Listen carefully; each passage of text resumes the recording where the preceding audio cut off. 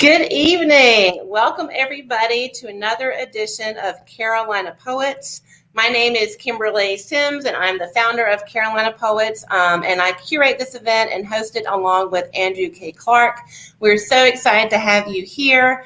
I'm going to chat for just a few seconds so we can give folks a chance to jump onto the broadcast.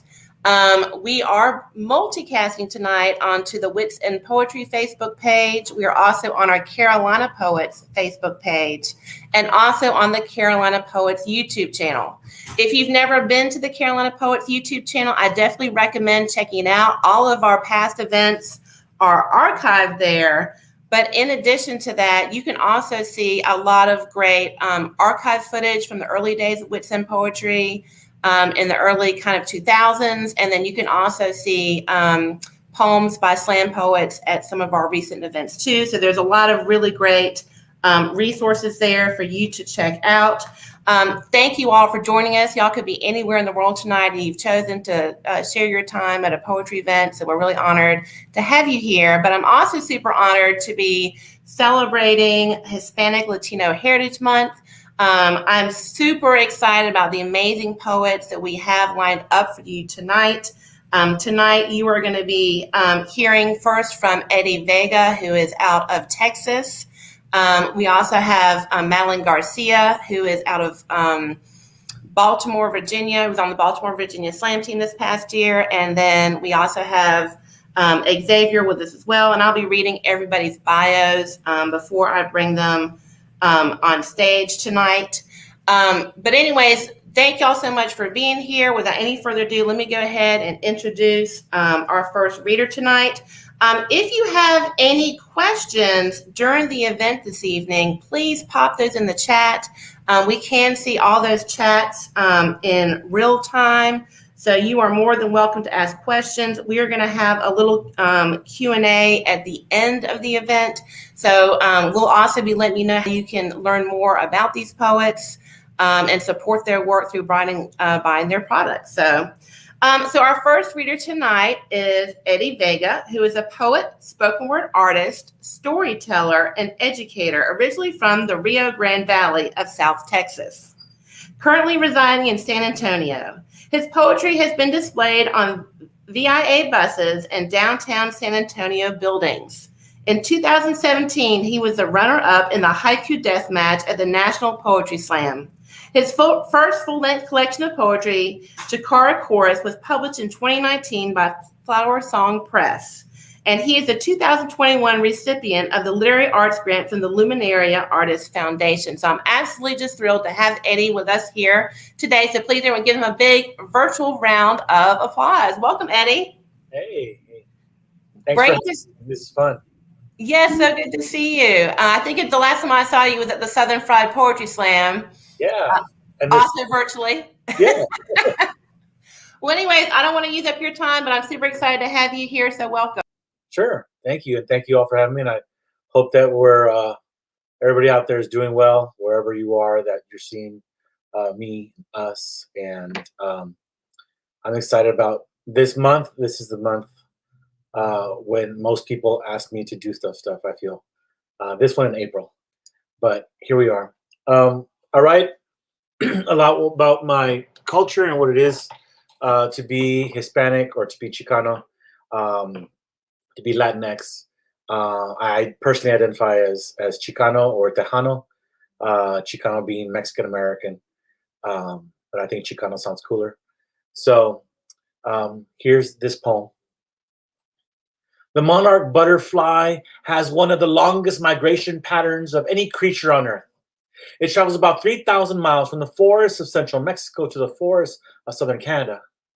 Not one single butterfly survives the journey. Instead, each generation pushes the next one succeeding northward. And I too am the offspring of a Mexican immigrant.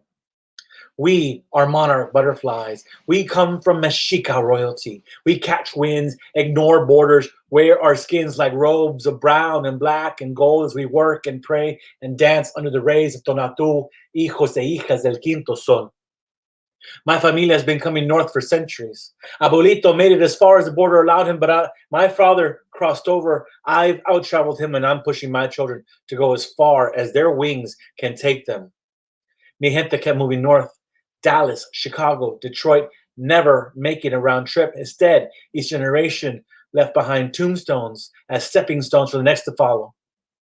And maybe you can call it assimilation, ese, but we had to adapt to survive. We couldn't blend in with our sarapes and our sombreros, so we traded them in for button-downs and ball caps.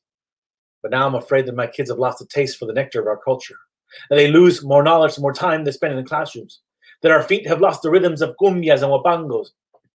My own tongue has grown lazy, because Eduardo doesn't have to roll his R when he becomes Eddie.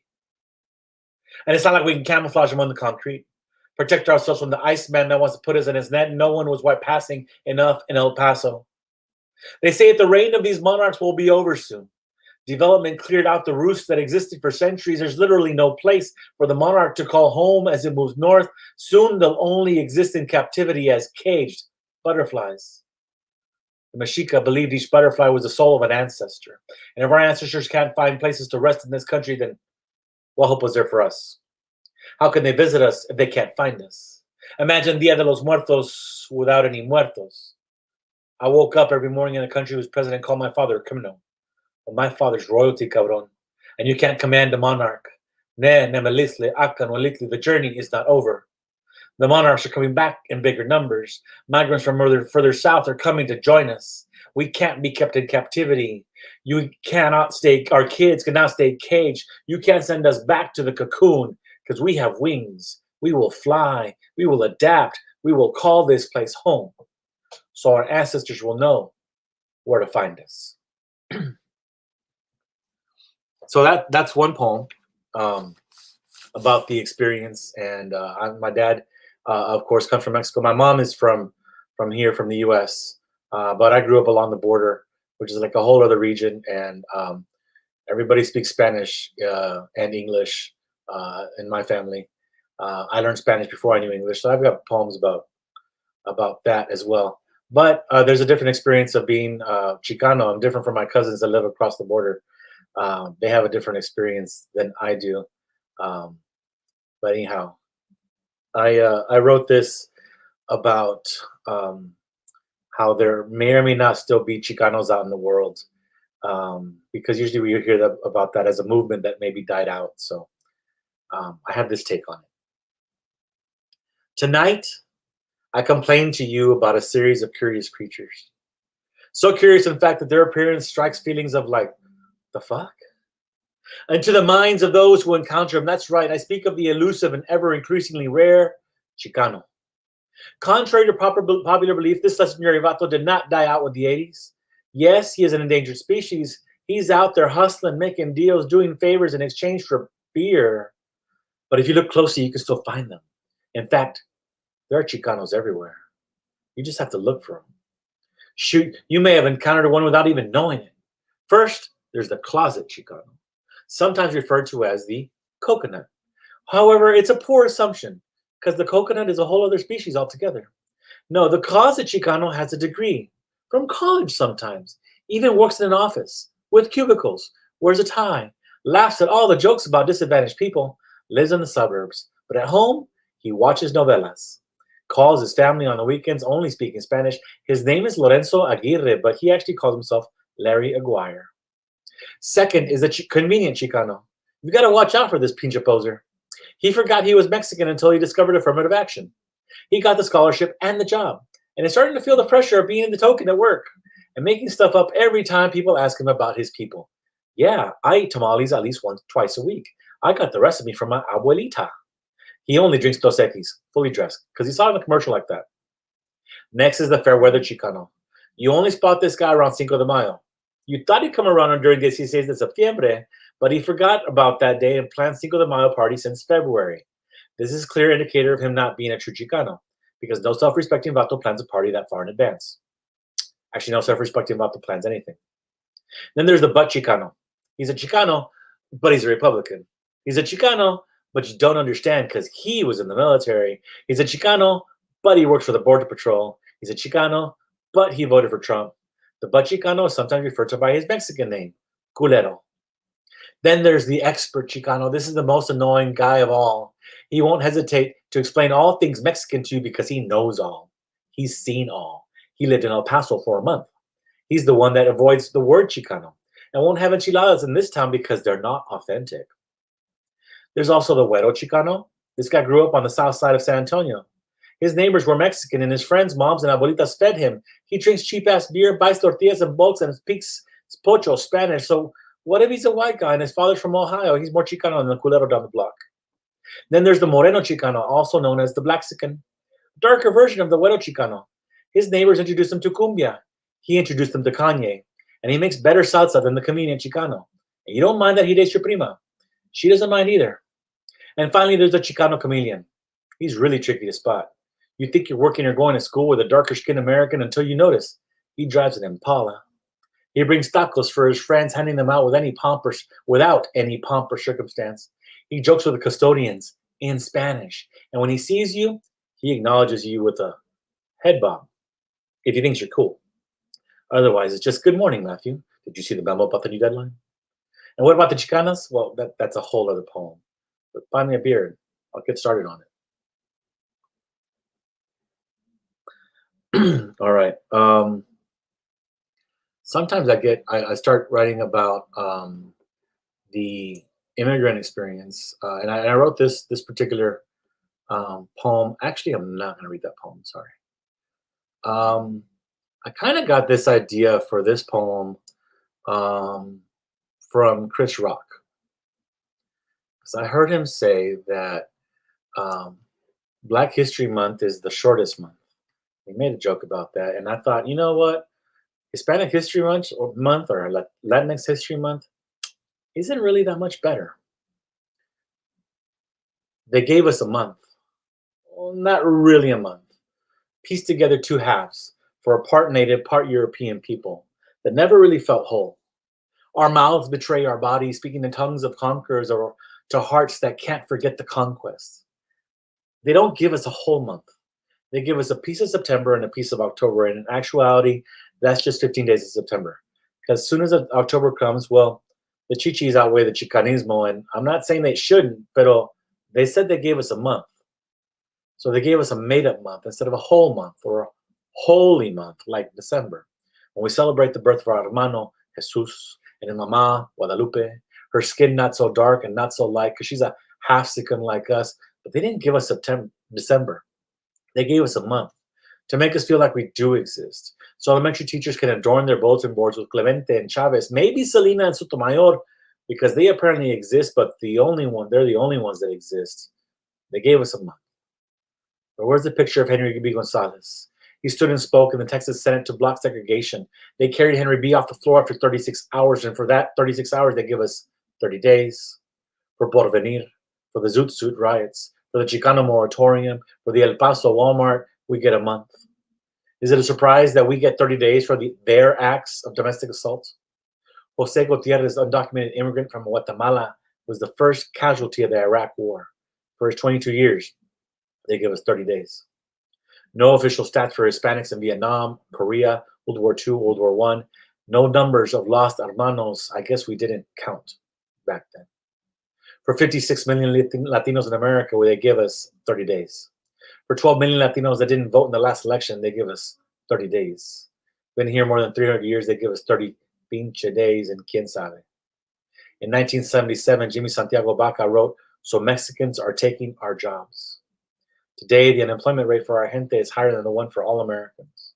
We must suck at stealing because we haven't been 40 years and we haven't taken all the jobs yet.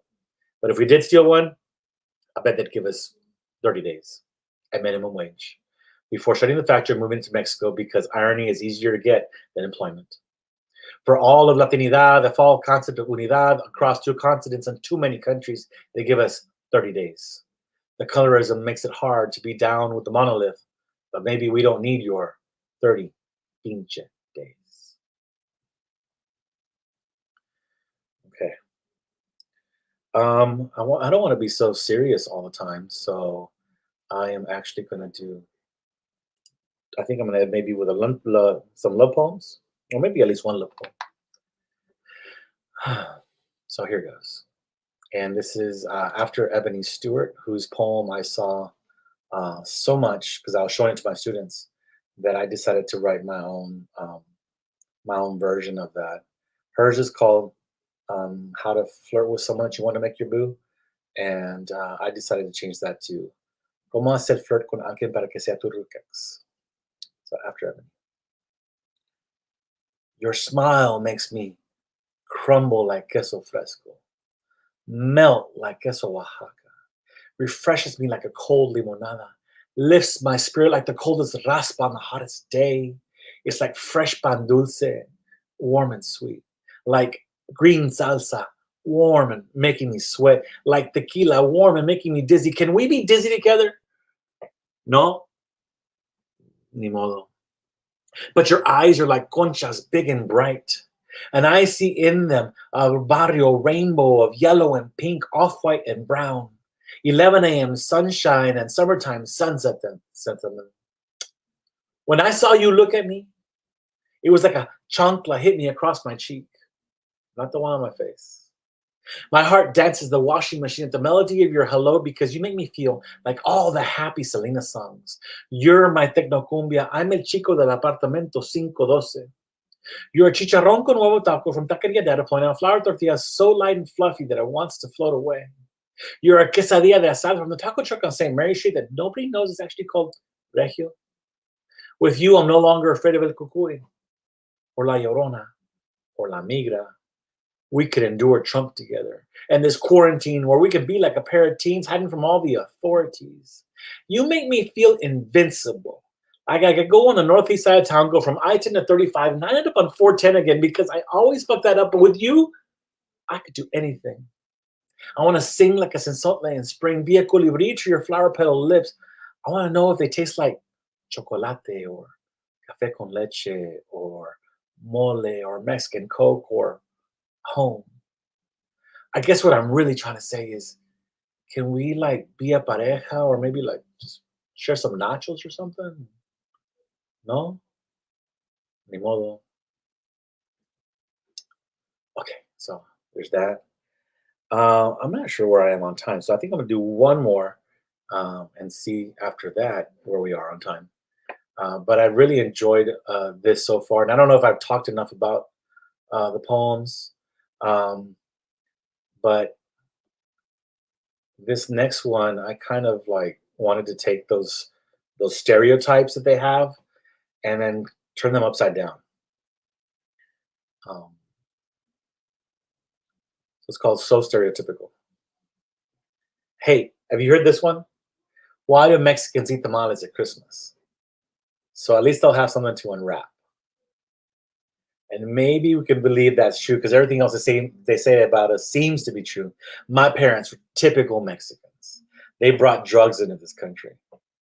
I mean, the pills were for my mom's high blood pressure, the antibiotics for our ear infections, the Vicks Vapor Rub for everything else. My mother, typical Mexican, got married while she was pregnant. I mean, she'd already been married to my dad for a year, but that wedding was on the other side of the border. It didn't really count. This one was the one that allowed my father to stay in this country. My father, typical Mexican, came here with nothing except an education and some teaching credentials that were honored about as much as a white man honors any treaty. Mi familia, typical Mexicans. We went on food stamps, but my father couldn't handle that, so like a typical Mexican, he left us every morning to go to work for long hours and little pay. My father was a typical Mexican. He stole his job from an American. Or was it another Mexican? I mean, he took a job that was actually there, and how can you steal that which hadn't belonged to anyone before? My dad became a U.S. citizen, but like a typical Mexican, he was afraid someone would ask him for proof. So he carried that certificate in a brown envelope, and he still does. The envelope protects his papers. The papers protect him. His citizenship is the wrapping paper and he is the gift to this land. My abuelita, typical Mexican, made the tamales, wrapped them in corn husks, wrapped them in foil so other Mexicans could unwrap them. But tamales weren't all we had to wrap and unwrap. We also wrapped a slice of white bread around a weenie and called it a hot dog. Wrapped a tortilla around yesterday's beans and called it breakfast. wrapped ourselves in San Marcos blankets and called it surviving winter. I still find myself wrapped in my mama's arms every time I hear her voice. We unwrapped tamales at Christmas, and like typical Mexicans, we give them away like cheap labor to gringos who eat them, adding what they add to everything else. Ketchup. You're welcome. Seems America colonized the recipe, replaced corn husks with xenophobia. America, we are your favorite filling, here to fill every space with our gifts, our talent, and our effort. America, take a moment to appreciate everything that we brought to the table. And I think that's good. That was amazing. Thank you so much, Eddie. That was so great. Can you tell us a little bit about your book that came out, I think, in 2019? It's on FlowerSong Press. Can you tell us a little bit about your book? Sure. My book is called Chicharra Chorus. A chicharra is the what we call a cicada in Spanish. And they were the background of everything that I've ever done, because they're always there, especially every summer. And it's like they're singing. So I dedicated it to them, I guess. So it's all about growing up in South Texas, I guess, and in my experience, it's kind of like I guess it's a little bit of a memoir in verse. You can find out everything you want to know about me by just reading that book. Awesome. Now, what do you teach, by the way, if you don't mind me asking? Sure, I teach high school, and I actually teach theology or church history at the moment, and I teach sixth graders. This year, I'm teaching sixth graders for the first time ever in my life. And I'm teaching seniors in high school at the same school. That's the big difference. Sixth graders are fun, though. Never a dull moment. Oh my gosh. Well, thank you so much. And before I let you go, would you talk a little bit more, just briefly, you talked a little bit about identifying as Chicano or not. Would you just speak to that for just a second? Sure. So like Hispanic is a language designation, and it's kind of like a nice term, I guess. So that's the one my dad would always refer to us as. If I had said Chicano growing up, that'd have been for radicals, and this is my experience growing up in South Texas. Chicanos were people in California that were radical, and they were like burning flags and stuff. And he didn't want us to be one of that group or whatever. And here I am identifying with that term, because that term to me encompasses a little bit more of the native or the indigenous part of Mexican. So that's why I prefer that one for myself. I actually prefer Tejano, which is a Texas Mexican American. So I use both back and forth. Sometimes I write Chicano with an X. Okay. The X at the beginning, because that X makes a sh sound in Nahuatl. So that's actually where the theory is to where the word Chicano came from. Mexica, which is Mexico. They call that tribe of people, what we call the Aztecs, is kind of a pejorative, and Mexica was actually the name of the tribe, the main tribe that spoke that language and lived in the region of what is now central Mexico. Wow. And Latinx and Latino is a little bit different. That's more of a geographic designation. It's not a language one.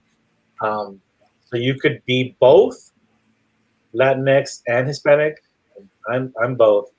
But if I was Brazilian, I'd be Latinx, but I wouldn't be Hispanic. Gotcha. So, yeah. Well, thank you for taking the time just to come today. I know you've got to get off because you've got to take a young man to a game.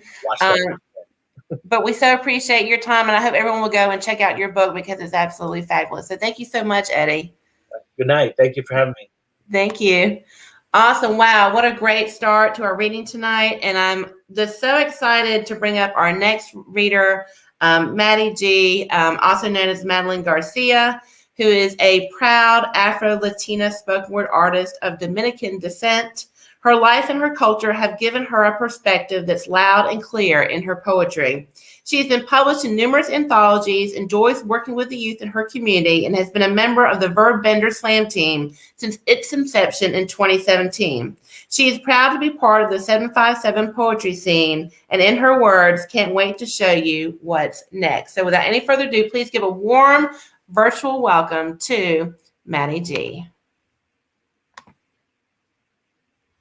And Maddie just needs to unmute her. Maddie, you're muted right now. So I'm going to go back. Sorry, here we go. Thank you for having me here. Thank you so much for the opportunity. It's amazing to be sharing this platform with Eddie and Xavier. So let's jump into poems. So this first poem that I'm going to share, I always love to use it as an intro because it was a poem I wrote because a poet invited me to kind of record a project, and it was a whole mix of different people. And when I asked him, what do you want me to write about? He just said, write about what you bring to the table. So I have to warn you, my poetry is addictive. It will seduce your palate rather quickly. Feel me? Sabor. That's what I bring to the table, a blend of international flavors to wake up your senses in inglés y en español. Es melao, a complete body experience, no translation needed, because even if you don't understand me, I guarantee you will feel it. Es ritmo, dancing through my veins, my pores, crying out, sweat begging to stay connected, elated, infected, and it's not even a disease. It's called corazón abierto, the ability to transmit sentimiento all within my speech. Es un don, a real gift from Papa Dios, or heartbeat trap set free by the echo of a drum. In a conga song, you caress the rim and you strike again. Better yet, you thump and feel the screams from your palms turn into this beat. You stop your feet and live. Tukutum pa pa pa, tukutum pa, tukutum pa pa pa, tukutum pa. Feel the rhythm speak, teach, preach, besiege, knock you off your feet while you get lost in it. Sabor. That's what I bring to the table. Dominican flavor served to you as spoken word. So that was the first poem. This second poem that I'm going to share, it's another short piece I wrote for myself. So basically, when I, like I said in my bio, I was born in the United States, but I grew up in my parents' Dominican Republic. I lived there the first 13 years of my life. So when I came back to the States, I was an American who didn't speak English. So the first year in school, I was severely bullied, and I never understood why. So it's something that I always carry with me. So I wrote this poem to hopefully inspire people, young people that are being bullied, that it's going to be okay. So, to the bully who tried to break her, little did she know that every punch was knocking down walls to rebuild the heart of a fighter. But this poem is not for you. This poem is for her. For those times she had to bite her tongue, swallow her words, force her words, spit balls like bows decorating her beautiful hair. For those times her body was kicked down the stairs, landing against the wall of shame, never prepared for the echo of laughter that followed. For those times she wished she was never there, wiping tears from her eyes because she was sure that nobody cared for her. Because deep down, it still hurts. Not being able to make sense of all the hate for being different, hate for not speaking the language. There was this world between them, and not enough time to put together the I don't like her with like and we be friends. She had to learn that courage is found right next to desperation, right before the end, when you have to blow your fist and protect your self-respect for standing up to her bully, no longer afraid for the strong woman she became.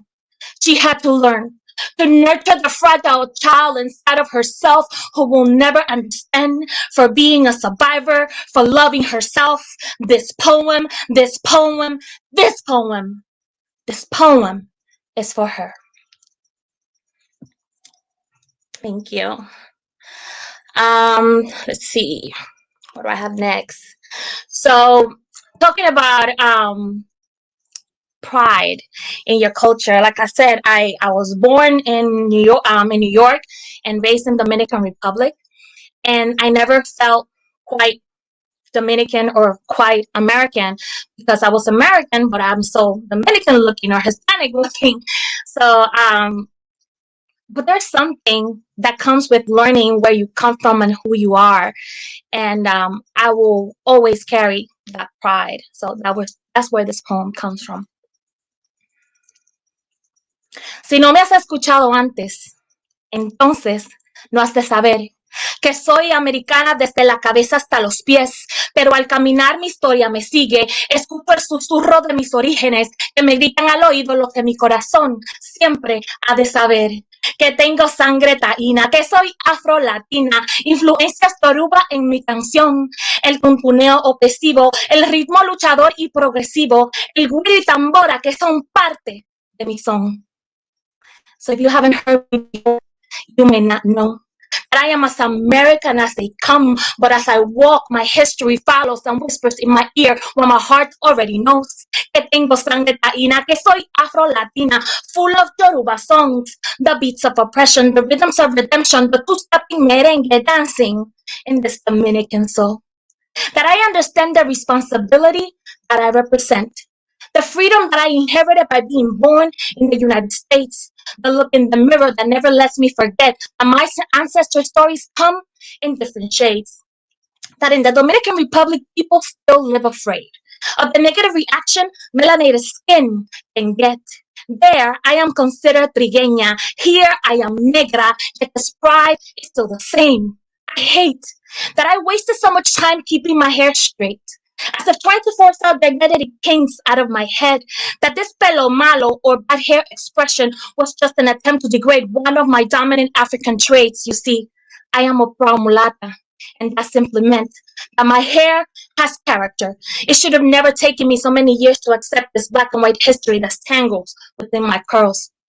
Today, I understand that speaking English is imperative because this is the United States, but my Spanish will forever represent a direct connection, assimilation, this common thread that's weaving this blanket of history, hugging each one of my cells, connecting my parents' legacy to my current space, projecting who I am to who I will teach my children to be, because I strongly believe that one of the best privileges that I've enjoyed next to being free is growing up as a proud American, still celebrating the Dominican in me.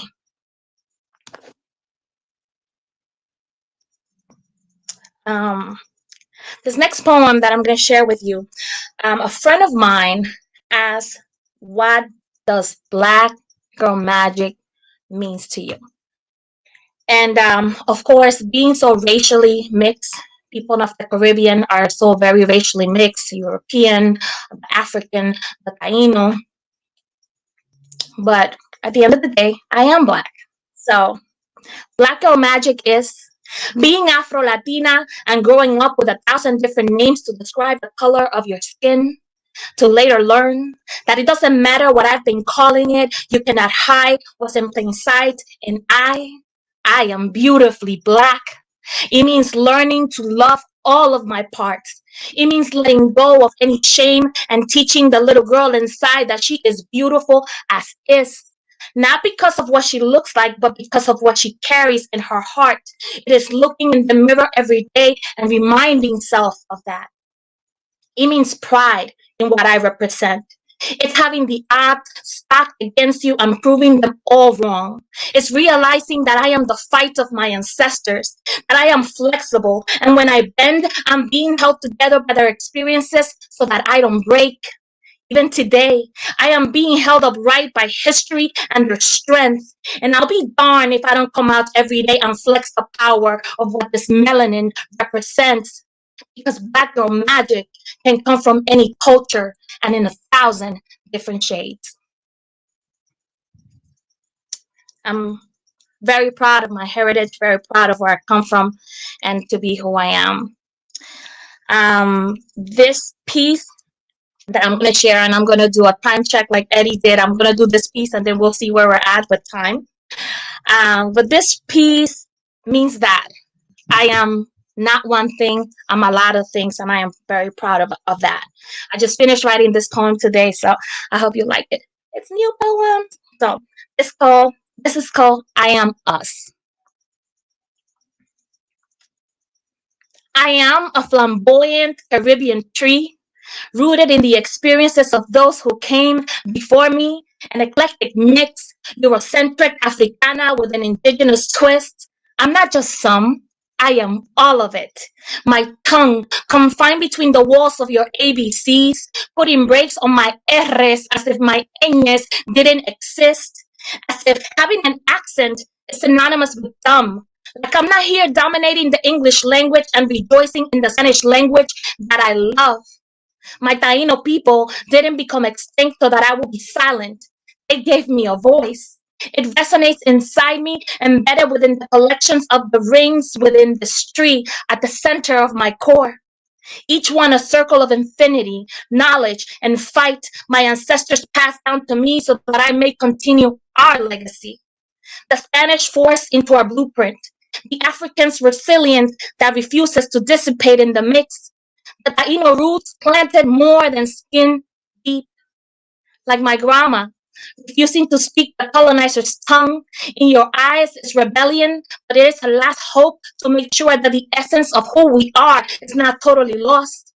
If you listen to her words, they will always be encoded with the coordinate of home, like always asking for la bendición. Her kiss on my forehead to let me know God will always guide me, because that is what she asked for in every oración. And as I grow old, I know my branches might not have my abuelita to bless them on, as it will be my turn. In their broken Spanish, it will sound more like Sion Pita. And with a smile, I will always respond, Dios te bendiga, o vaya con Dios. In other words, what I want my leaves to know is that as you grow further from my trunk, you are still me. You and I are we. That I know traditions will evolve, but our essence will always live on. That even when you no longer speak Espanol, you will always bear traces of the last name you hold. In my case, Ramos, Lozano, Garcia. I am us. Thank you. I think. I think if Thank one you more. so much. Maddie, where can we learn more about your work and where to find more Okay. information about you? Yes. So you can find me on Facebook. It's Madeline Garcia on Facebook. On Instagram is MaddieG98. I do have a CD of recorded poems that I published a few years ago. So you can DM me for those. And I am currently working on my first solo project, solo book, and hopefully that will be coming out at the end of the year. I am very excited. It is a collection of poems that I've written throughout the years for my daughter, dedicated to my daughter. There's a couple that I dedicated to myself, dedicated to my daughter, and then other poems that I dedicated to special girls in my life. So I'm really excited about that, and that's coming out. That's coming out hopefully at the end of the year. So. Yay! Awesome. Well, thank you so much. Thank you, and we will see you here soon. Thank you, Maddie. Everybody, please go and support Maddie. Definitely check out that CD. Definitely follow all of our poets on Instagram. It's such an easy thing to do, and it really does make a big difference when authors are, trying to get shows and gigs and publish things, to have a strong following on Instagram. So that is, if you just want to do something that doesn't cost you anything to support these authors tonight, following them on Instagram is just such an easy thing to do that really makes a big difference. Well, this has just been a phenomenal night so far. It's been such a treat for me. And I'm so excited to introduce our final poet of the evening, Xavier Alexander. Xavier Alexander is a queer Afro-Latina performer and teaching artist. He started slamming fresh out of high school and since then has been featured on stages all across the country. When Xavier isn't on stage, you can find him at home sipping on a smoothie and playing video games. So please give a warm virtual welcome to Xavier. Thank you for having me. Oh, I'm so excited that you're here, and I cannot wait to hear your poetry. And then we can have a little chat afterwards. So welcome, Xavier. Thank you. All right, y'all. So my name is Xavier Alexander, and I just turned 26 2 Saturdays ago. So Virgo season is commencing, not commencing. What's the other one? Whatever. It's ending. And I am really happy to be a part of this. And I'm going to follow the theme as all the other poets. I identify as Afro-Latino, Caribbean indigenous individual. And this poem is called "A Seat at the Altar." When I'm cooking, I can feel my ancestors working through my fingertips. Every time I cook, it is a ceremony, a ritual, something sacred. I take pride in feeding a person. Each bite they take nourishes their stomach and their soul. I can make someone fall in love with the flick of the whisk, and I blame my grandmother, an Afro-Caribbean woman born in the tropics, blood of slave and native.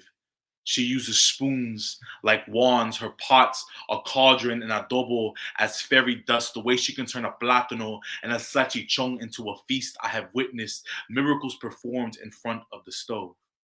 People healed by pots of sancocho, slave food that tastes better than chicken pot pie or burgers or fries or whatever the fuck is considered American. White people think that it's seasonings that make our food taste good. But actually, it's history. My grandmother, a witch well-versed in the past, sauteing lessons in la comida. The kitchen is a tabernacle where prayers are stirred into the sazon. Each bite is a hallelujah. Praise be to God, which is a woman, a black woman. And my mother and my grandmother, a reflection of God, and I was taught how to cook by her hands, which is why every plate I put in front of you is holy.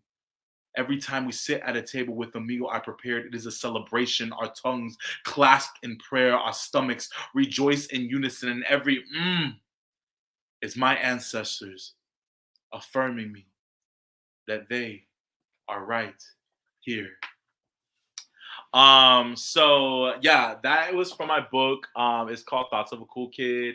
I wrote this book when I was 22 years old, so it's coming up on 4 years, which is pretty crazy. And this book is just about like transparency, being honest with yourself.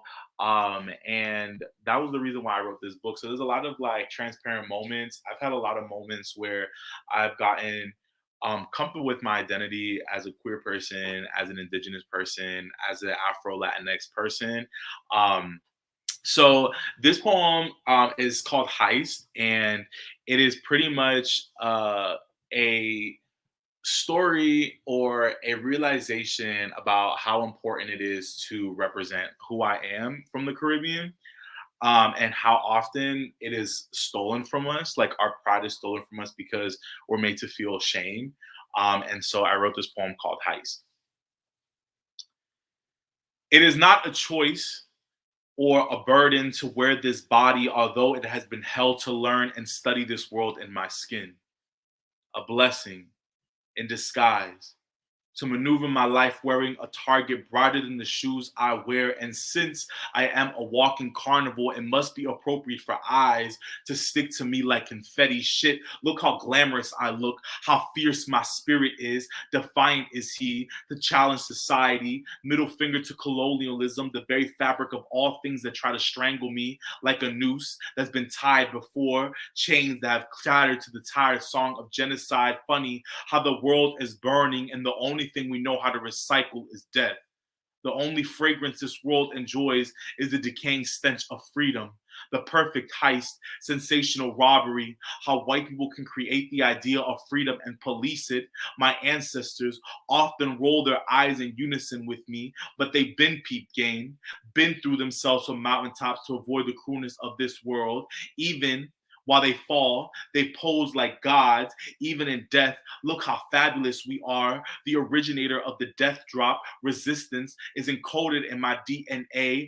Afro-Caribbean queer god who walks this earth, both being stared at and fetishized and seen as prey, causing a stir with his presence, walking this terrain like a runway, because the world is for the taking, and I'll snatch it like they did my people. Even if they'll never suspect it, even if their eyes were watching my every move. So that was Heist, and I wrote this poem as just like a pride poem, and I've been being way more honest in my poetry lately, like just being straight up transparent. And that's something that I believe is one of my gifts, like the act of seeing the truth and also being able to speak it. And I wrote this poem one day. This next poem I wrote, it's called Father Time. And I wrote this poem when I was being like really grateful. I believe that practicing gratitude is really, really important. And here it goes. Lately, I've been living my life hour to hour, minute to minute. There's just something about counting how much time I spent existing that helps me enjoy the ride, and it's almost trippy sometimes. How you be so deep in depression that you start to time travel while at a mid-conversation. So submerged in thought while trying to communicate thought, time somehow melts into a surreal simulation, living between parallel worlds of trauma and new manifestations. A Virgo once told me, we all experience time at different frequencies, which makes sense. Why I'm so addicted to spending mine. I be so eager to live life, I forget to play it cool, and sometimes my mind tends to emotionally hoard experiences that leave no room for comfort in the home of my mind. But I've come to know that this part is necessary, that the suffocating is a reminder that not only was I created to breathe, but I was also designed to decay, that one day my body will turn to fruit for the earth to consume. And this is why I remember to count every second above ground, because time be the most valuable currency for even riches I will one day have to leave behind. So I count the hours. I make the conscious decision to live, to let go of the past. For I will never be able to respend those grains in my hourglass. Instead, I speak gratitude for the minutes I still got. It just makes life that much sweeter, and it hits the spot to rejoice another hour of life, for the next is not promised. So lately, I'm living my life like I borrowed it. Like one day, the earth will take it back to replenish itself. And until then, I make every second count like my life depends on it. So, yeah, I wrote that poem recently one night in the drive-through of a cookout. And y'all know, if you go to cookout late at night, you're going to be in the drive-through for at least an hour. So I wrote that poem when I got into the drive-through, and then I finished it when I got to the window. And I'm just going to do two more poems. And I want to do this one first. It's called Fresh. And all these poems that I've read, except the first one, are new. And the last one I'll read is going to come from my book. And I'll tell you more about that in a second. But this poem is called Fresh. And it's the first poem that I wrote for my father, in a positive poem that I wrote about my father. And yeah, growing up in a Caribbean household, cleaning becomes a ritual, a cleanse of many faces. And I never understood it or really cared for it. I was never interested in the idea of letting go, starting anew every week, every Saturday. Me and my two sisters would be awakened by salsa music and merengue blasting on the stereo, and my father clapping his hands like two church bells before a sermon. And that meant that we had to get up, clean the house to the beats of drums and discipline. I like to believe that my father is the Dominican Mr. Clean. Not only because he's bald and handsome, but because he knows how to leave a place so clean, the only thing left behind is the walls and furniture. And he throws everything away. He cleansed everything, except his heart at times. And this is how I know he is my father. As a kid, I used to keep a memory box filled with things I didn't want to let go, like a movie ticket or wristbands that hugged my wrist on field trips, old Valentine's Day cards, notes passed between class. My father used to say that I'm going to grow up to be a hoarder, and I used to despise him for it because he was so used to cleaning and letting go, washing away the surface so new things can grow. And I've always been obsessed with past harvests people helped me sow. I used to think we were never the same type of men, that my mother built me inside of her by herself, and my father just provided the genetics, because my father is a man who knows what to do in crisis but doesn't know how to speak in tongues of reassurance. And he clean, he start over, he allows space for God, all while holding back his demons. And I never understood it, or I never accepted it. I was so stuck on keeping my heart clenched that the clutter started to take over. And I've come to know that my father has gifted me with my Father has gave me the gift of cleansing, of washing away the stains we can't seem to forget. He taught me that my heart needs to be wiped down and sanitized. My love needs to be recycled, mind free of clutter, that I need to dance to the beat of discipline or life will have me hoarding. And it is true. Cleanliness is close to godliness. And my Father taught me how close to God I really am. So that poem is called Fresh, and I decided to read it before the last poem because the last poem is about my mother, and it comes in my book. It's called Thursdays, and you're going to see why I decided to showcase positivity first. So yeah, I'm going to end with this poem. You can DM me how to get this book. It's $15 plus shipping, whatever that may look like. You can DM me, hit me up on Facebook, on Instagram. My Instagram is Xavier_coolkid, and that's the best way to hit me up. And thank you to all the poets that came out tonight and that read before me. And this is my last poem. It's called Thursdays. My most favorite day of the week would have to be Thursday. There is nothing more sweet than the fruit of this day. Every day on Monday, you walk around all tired because Sunday just didn't seem long enough. And on Tuesday, when you finally think you got the hang of things, here comes life ready to screw you on Wednesday. That's why they call it hump day. So on Thursday, you wake up just a little bit more tired than you did the day before. And then you remember that tomorrow is Friday. And then the hope kicks in. And then the runner's high kicks in as you sprint all day on Thursday. You see the finish line as it reads TGIF. On Thursdays, I often tell my mother, hey, yo, ma, tomorrow's Friday, you know, and she almost always goes, yeah, I know. Thank God. If my mother were a day of the week, I know for a fact she would be Thursday. I thank God for her often. My mother is a woman who is always on the run, but never seems close to the finish line. And yet she still wakes up every morning at 6 a.m., gets ready for work, puts on her favorite perfume that smells just like hope, and works from sundown to sundown. My mother's name is Dolores. In Spanish, it translates into woman of sorrows, which means my mother is really good at making pain feel like a good thing. And I heard somewhere that pain is an excellent teacher. And my mother always tells me, Xavier, I don't know much, but I'm your mother, you know. And when she says this, I often roll my eyes. And I don't know if it's because she's scolding me and affirming me in the same sentence, or it's because I know that my mother is worth more than she thinks. When she comes home after working a 12-hour shift, she cooks dinner. And she says that it's for me and my two sisters, but I know she makes it for my father, a man who only opens his mouth to complain. He does not come home and thank my mother for the meal she has prepared for him, or the home that she keeps lit, or the 3 healthy children she birthed. Instead, he comes home, kisses a shot glass of whiskey, holds the couch like a lover, holds the hand of the TV remote and does not let go. And I know that this is not the love that my mother deserves. An Aquarius that is constantly swimming against the stream, an octopus willing to give her last breath for her seedlings, a shark ready to draw blood from any motherfucker who comes for her family, a woman that God took her time on. My mother taught me how to turn my tears into bullets. I am an assassin turned poet, birthed from the wombs of sorrow of a woman who smells like Thursdays, like hope.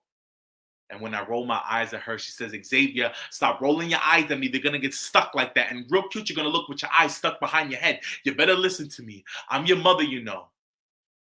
And from now on, y'all, I swear, every time I go, yeah, I know. Thank God. And that's my time, y'all. That was awesome. What a joy. Oh my gosh. I just loved every minute of that. That was amazing. Thank you. So I know people can DM you for your book, and I know that it's also on a large online distributor. It's on Amazon, but like I have not seen a check from Amazon right at all. Like not we even prefer to go a different direction. So so folks can definitely just hit you up directly if they would like to get a copy of that. And I imagine if they order from you, it might come signed.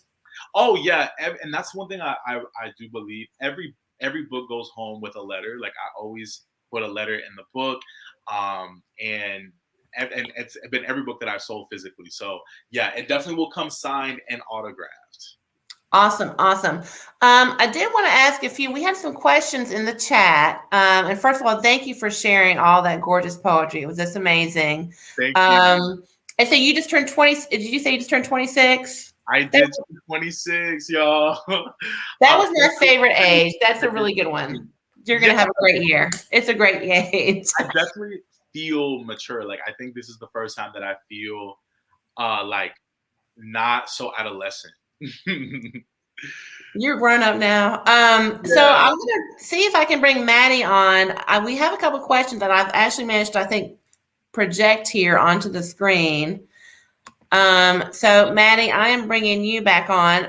One of the questions was, do you guys ever feel like pressured to like choose an identity? Because you guys all have, a lot of great things that you identify with. So how does that play out in your daily life? So I'm not sure how Maddie's experience has been as a Caribbean Afro-Latinx person. But I grew up in both the North and the South. So I was born in Massachusetts, and then periodically for about 5 years, I was living on the island, and then I moved back. And then when I was 10, I moved to Florida. And when I moved to Florida, that was when race became an identity became a thing. My family in the Caribbean comes from like multiple shades of colors, multiple like accents. Everybody looks very different. And I never like in my head like identified with like a race. Like I was just like, oh, like I know I'm Caribbean and that's that. And coming into poetry, I think what poetry does, it helps you like praise your identities instead of like feel shame for them. And so I think poetry has definitely helped me be more proud and transparent with my identities, and not feel like I'm an outcast, because for such a long time, being American is like, if you don't fit in a certain mold or a certain binary, then you're considered, just different. So poetry has definitely helped me navigate my identities and feel more proud. Awesome. Thank you. Maddie, do you want to speak to that?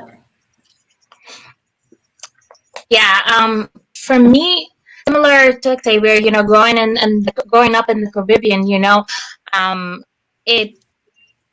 growing up in the Caribbean, when I was there, it's like I have to be Dominican, how Dominican can I be?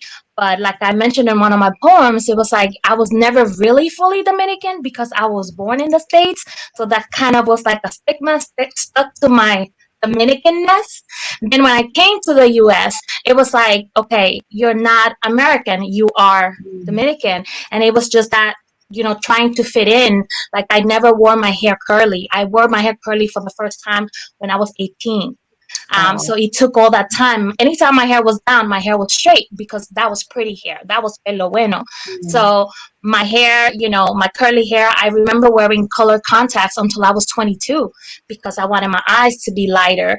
I remember lightening my skin when I was, growing up because my mom is white and my dad is black. So I wanted to look like my mom, but I look so much like my dad.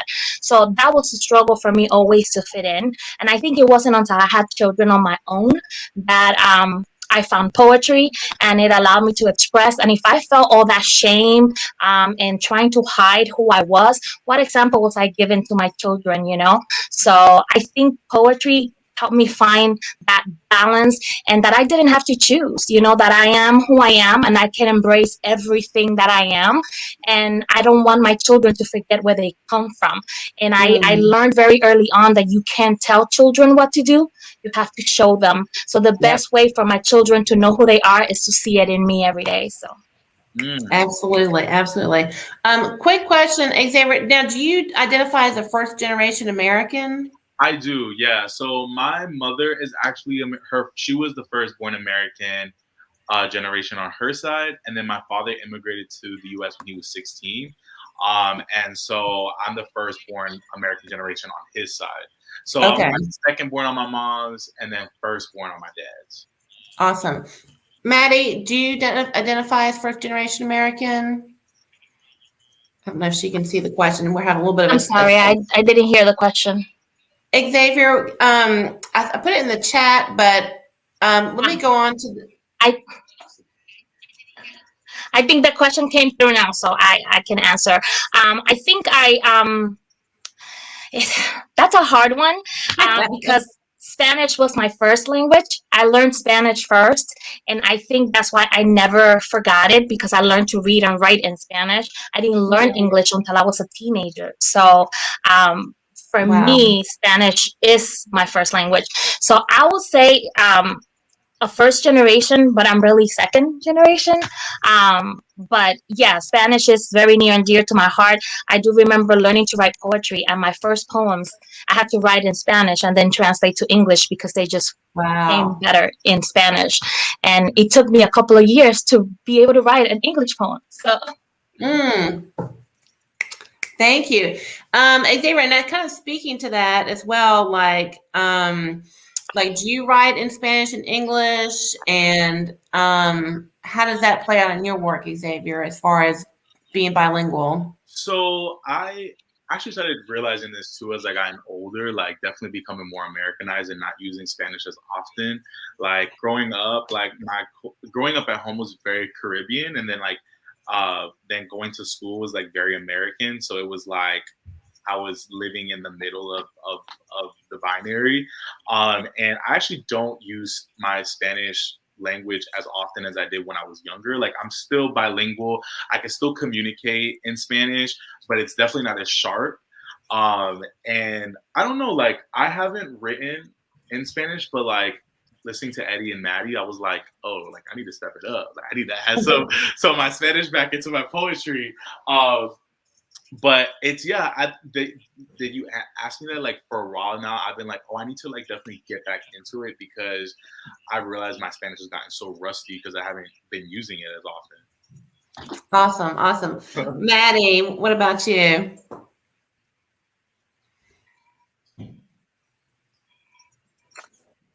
So for me, at the beginning when I started like really writing poetry, like I said, I wrote in Spanish first and then translated to English, and then it wasn't until a couple of years later that I would feel comfortable writing an English poem.